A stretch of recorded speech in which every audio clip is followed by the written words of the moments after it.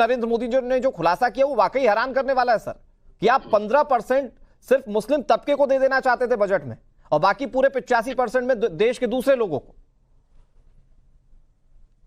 अनुराग जी, पहले तो मैं आप सबको बहुत बहुत धन्यवाद और नमस्कार। ये जो आपने बहस शुरू की है और मैं ये कहना, आपने क्या ये जिस मुद्दे को लेके हम सब लोग यहाँ बैठे हैं इस पे चर्चा करने के लिए, मैं ये बहुत स्पष्ट करना चाहूंगा कि आज आदरणीय प्रधानमंत्री जी, आज उन्हें, चूंकि उन्हें ये लग रहा है कि राजनीतिक उनकी जमीन खिसक रही है, आज घबराए हुए हैं, तो आज हर रोज कोई ना कोई मुद्दा धर्म के नाम पर लेकर आज आ रहे हैं। आज उन्हें ये लग रहा है कि राम मंदिर का मुद्दा उन्होंने बनाने का प्रयास किया, लोगों को ये रास नहीं आ रहा है। राम मंदिर अपनी आस्था का प्रश्न है, पर राजनीतिक जहां बात है, जहां इनके वादों की बात है, जहां 2 करोड़ रोजगार देने की बात है, जहां 15 लाख हर खाते में देने की बात है और महंगाई की बात है, ये सब चीजें आज इतनी स्पष्ट हो रही हैं लोगों के सामने, तो आज स्वाभाविक है विवेक जी, उन्हें मैं एक छोटी सी बात मुझे अनुराग जी बात मुझे कहने दीजिए। अब आपने चूंकि यू हैव स्टार्टेड,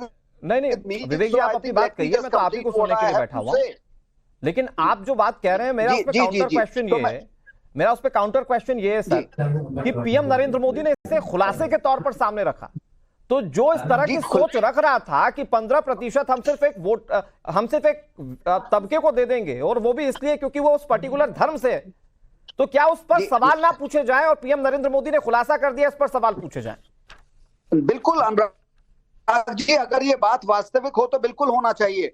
आदरणीय प्रधानमंत्री जी इतनी गर्मामय पद को ग्रहण किए हुए हैं, उनको ये भी बताना चाहिए था उस बैठक में कौन थे। क्या पुष्टि, जब आदमी जब इस तरीके का जब वक्तव्य आता है तो उसकी पुष्टि, हम अनर्गलन चीज कहते रहे, जैसे कि अभी आदरणीय प्रधानमंत्री जी ने कहा था कि मंगलसूत्र सर, आप कह रहे हैं कि ये हुआ ही नहीं है, मतलब आप ये कह रहे हैं कि ये हुआ ही नहीं है? इस चीज को मैं बिल्कुल नहीं, बिल्कुल इस चीज को मैं स्वीकार ही नहीं करता। मैं तो prevention of communal violence bill 2011 को एक्सेप्ट करेंगे कि नहीं करेंगे सर? आदरणीय प्रधानमंत्री जी इसकी पुष्टि करें कि उस बैठक में कौन नहीं है, बीजेपी के प्रवक्ता हैं उसके लिए। मैं, मुझे बताइए एक चीज कि ये prevention of communal violence bill 2011 में जो लेकर आए थे आप, जिसमें बहुसंख्यक की दंगे का जिम्मेदार होगा, ये आप लेकर आए थे कि नहीं लेकर आए थे? क्या ये तुष्टिकरण की पोल नहीं खोलता आपकी?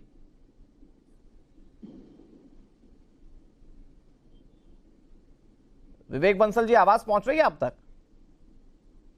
जी हाँ, जी हाँ, जी हाँ, जी हाँ। मैं कह रहा हूं कि sir, prevention of communal violence bill 2011 पर क्या कहेंगे? ये तो पीएम नरेंद्र मोदी ने जो कहा उस पर आपने सवाल खड़े किए और मैं जवाब बीजेपी से लूंगा, लेकिन इस बिल को तो आप लेकर आ गए थे ना लागू करने के लिए 2011 में। आप भी शायद बीजेपी के, आप भी आदरणीय प्रधानमंत्री जी के स्पोक्स पर्सन बनकर बोल रहे हैं। बात इस समय उस बयान की हो रही थी, अब आप कम्युनल वायलेंस नहीं विवेक जी, ऐसा नहीं है विवेक जी, ऐसा नहीं है। सुनिए, मैं यहां पर देश के प्रवक्ता के तौर पर बैठा हूं, आप ये कह सकते हैं, क्योंकि हमारे देश में जो संविधान में नहीं है, अगर आप उसको बदलाव करके संविधान वैसा लोगों के मन पर थोपना चाहते हैं या उनके ऊपर थोपना चाहते हैं, तो मैं इस बात को लेकर सवाल पूछ रहा हूं। मैं सवाल इस बात को लेकर पूछ रहा हूं कि आपकी राजनीति में सिर्फ तुष्टिकरण ही क्यों है? ये 15% क्यों?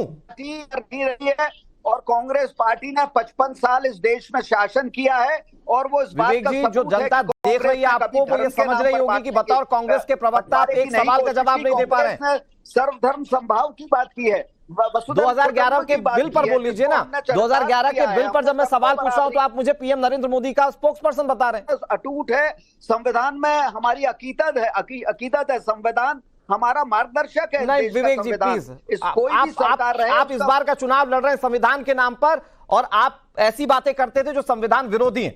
मैं एक बार फिर से आपके पास आऊंगा, ये पीएम नरेंद्र मोदी के खुलासे पर जवाब ले लेता हूं मैं बहुत जल्दी से। विश्वास पाठक हमारे साथ जुड़े हुए बीजेपी के नेता हैं। विश्वास जी, वो कह रहे हैं कि पीएम जो कह रहे हैं वो सच नहीं है, वो ऑथेंटिसिटी पर सवाल उठा रहे हैं।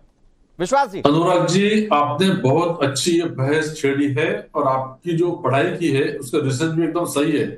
2011 के बाद में मैं और एक आपके दर्शकों को एक डॉक्यूमेंट दिखाना चाहता हूँ, वो है government of India outcome budget 2013 and 14 जी। उसके बाद में guidelines for implementation of prime minister's new 15 point programme for the welfare of minorities 2013। इसमें साफ साफ लिखा है कि हम बजट में 15% सेपरेट बजट का प्रावधान करेंगे। यह हकीकत है।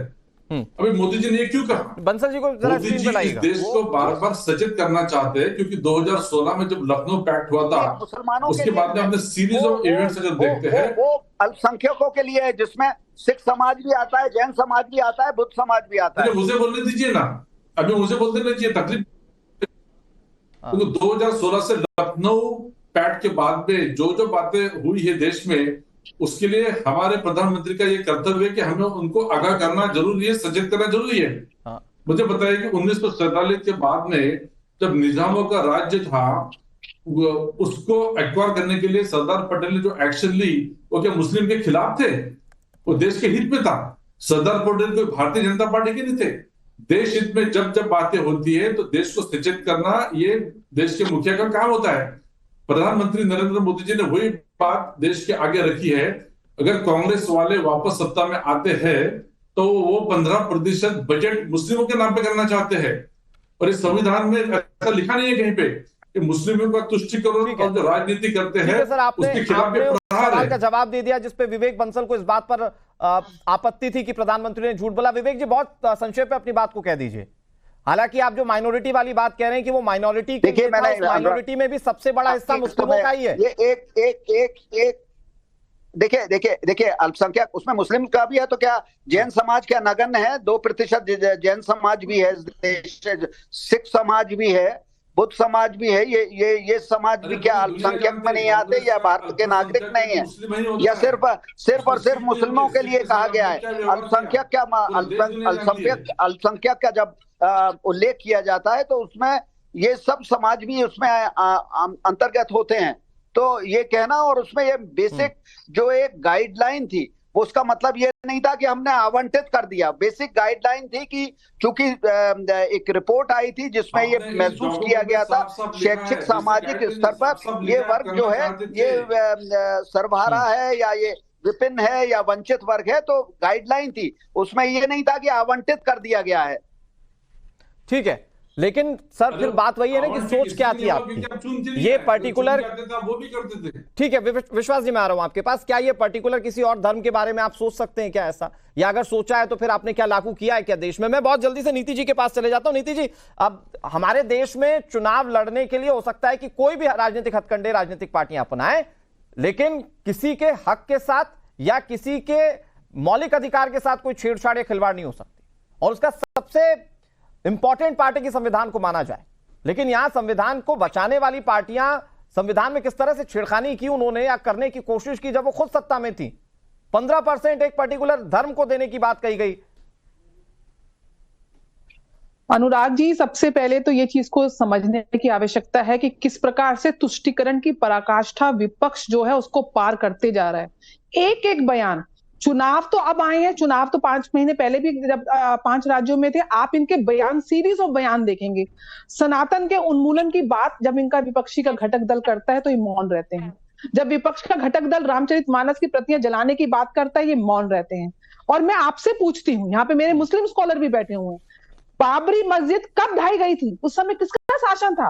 कांग्रेस का शासन था देश के अंदर। और आज अगर केंद्र में बीजेपी का शासन है, राम मंदिर का शिलान्यास हुआ है, उद्घाटन हुआ है, और एक भी रक्त का कण कहीं नहीं बहा है, ना ही कोई विरोधाभास हुआ है, उल्टा विकास की धारा विरासत के साथ साथ बह रही है। आज पीडीए यानी कि पिछड़ा, दलित और जो आदिवासी समाज या अति पिछड़ा समाज है, उसका हक ये मुसलमानों को दे रहे हैं।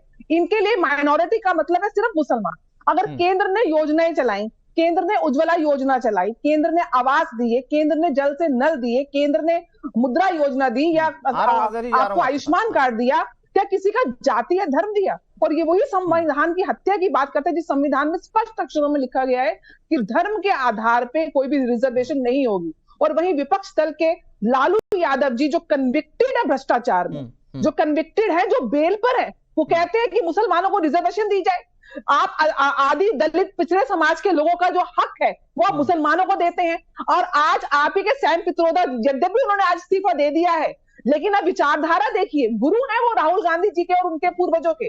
वो बोलते हैं कि 55% जो इनहेरिटेंस टैक्स है वो लगना चाहिए। वो तो आपकी संपत्ति को भी हड़पवाना चाहते हैं। ये संपत्ति पहले अपनी लगाए ना, और उसके बाद आज 15% बजट माइनॉरिटी केवल क्या मुसलमान है? आज अगर सीए आ रहा है, सिटीजनशिप अमेंडमेंट एक्ट के तहत, हमारे जो माइनॉरिटी भाई हैं, सिख समाज है, पारसी समाज है, बौद्ध समाज है और समाज है जो वहां पे प्रताड़ित होने पाकिस्तान, अफगानिस्तान, बांग्लादेश में, आज अगर उनको हमने सिटीजनशिप दिया है, ये नहीं बोलेंगे, लेकिन सोच इस तरह की होगी कि 15% जो है वो मुस्लिमों को दे दिया जाए बजट में। अब सोच रहे बजट का 15% कितना बड़ा हिस्सा हो सकता है। मैं आऊंगा आपके पास एक बार फिर से, लेकिन अजहरी साहब, अनुराग जी सिर्फ एक चीज बोलना जल्दी से मैं प्लीज कंक्लूड कर लीजिए, जल्दी से कंक्लूड वालों से पूछिए कि जब योजनाओं के बेनिफिट्स दिए गए तो क्या उसमें किसी ने धर्म का नाम जोड़ा? नहीं जोड़ा ना।